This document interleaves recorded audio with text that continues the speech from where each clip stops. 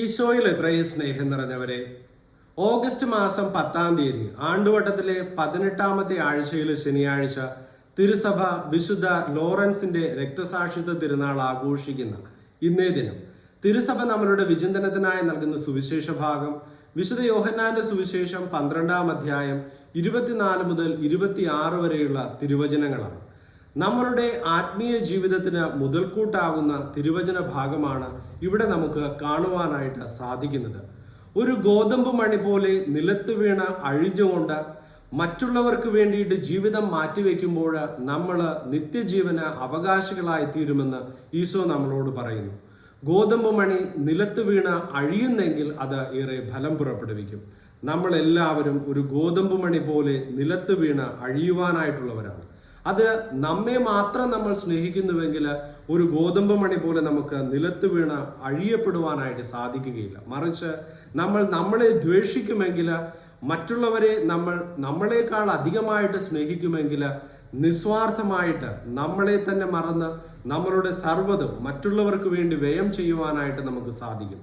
അങ്ങനെ ഈശോയെ പൂർണ്ണമായിട്ടും അനുഗമിക്കുന്നത് വഴിയായിട്ടാണ് ഇന്ന് രക്തസാക്ഷിത്വ തിരുനാൾ ആഘോഷിക്കുന്ന വിശുദ്ധ ലോറൻസിനെ പോലെയൊക്കെ നമുക്കും ഗോതമ്പ് മണിയായി തീരുവാനായിട്ട് സാധിക്കുകയുള്ളൂ. ഈ വിശുദ്ധനാകട്ടെ ദരിദ്രർക്ക് വേണ്ടിയിട്ട് തൻ്റെ ജീവിതം മാറ്റിവെച്ച ഒരു ഡീക്കനായിരുന്നു.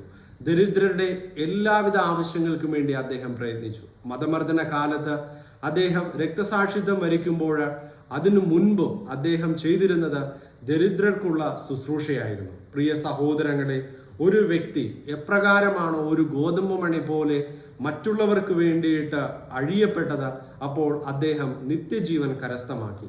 നമ്മളോടും പറയുന്നു, തന്നെ തന്നെ സ്നേഹിക്കുന്നവൻ നിത്യജീവൻ നഷ്ടപ്പെടുത്തുകയാണ്. മറിച്ച് തൻ്റെ ജീവനെ ദ്വേഷിച്ചുകൊണ്ട് മറ്റുള്ളവരെ സ്നേഹിക്കുമ്പോൾ, മറ്റുള്ളവർക്ക് വേണ്ടി അഴിയപ്പെടുമ്പോൾ നേടുന്നത് നിത്യജീവനാണ്. അതിനാൽ മറ്റുള്ളവർക്ക് വേണ്ടി അഴിയപ്പെടുന്ന ഗോതമ്പ് മണികളായി തീരുവാൻ നമുക്ക് പരിശ്രമിക്കാം.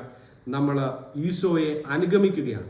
ഒരു ഗോതമ്പ് മണി നിലത്ത് വീണഴിയുന്നത് പോലെ ഈശോയെ അനുഗമിക്കുമ്പോൾ ഈശോയെ സ്വന്തമാക്കുവാനായിട്ട് സാധിക്കും. അതോടൊപ്പം തന്നെ പിതാവായ ദൈവത്തെയും നമുക്ക് സ്വന്തമാക്കുവാനായിട്ട് സാധിക്കും. അങ്ങനെ മറ്റുള്ളവർക്ക് വേണ്ടിയിട്ട് നിസ്വാർത്ഥ സേവനത്തിലൂടെ അഴിയപ്പെടുന്ന ഗോതമ്പ് മണികളായി തീരുവാൻ ഇന്നേ ദിനം വിശുദ്ധ ലോറൻസിനെ പോലെ നമ്മളെയും ഓരോരുത്തരെയും അനുഗ്രഹിക്കണമേ എന്ന് പ്രാർത്ഥിക്കാം. ആമേൻ.